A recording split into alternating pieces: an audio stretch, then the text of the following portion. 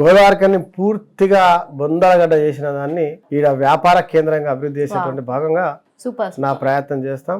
ఇక్కడ 5 సంవత్సరాల్లో మేము చాలా చేయాలనుకున్నాం. కొంచెం భాగం టూరిజం, కొంత భాగం ఎడ్యుకేషన్ హబ్, కొంత భాగం వ్యాపార కేంద్రంగా హెడ్ క్వార్టర్గా, అదే మాదిరిగా మెడికల్ హబ్గా ఇక్కడ అన్యక్రాంతమైన భూములకు మెడికల్ వాళ్ళకి ఇచ్చి వాళ్ళ ద్వారా ప్రోత్సహించే కార్యక్రమం. తర్వాత మినీ ఇండస్ట్రీస్, చిన్న ఇండస్ట్రీస్, ఈ బొగ్గు ఆధారిత ఈ పవర్కి సంబంధించి దీని మీద ఆధారపడేటువంటి ఒక చిన్న ఈ ప్రాంతానికి కావాల్సినటువంటి వేరే ప్రాంతాల్లో పర్చేజ్ చేస్తారో అలాంటి గుర్తించి అలాంటి ఇండస్ట్రీస్ని ఇక్కడ నిరుద్యోగులతో పెట్టించేటువంటి కార్యక్రమం.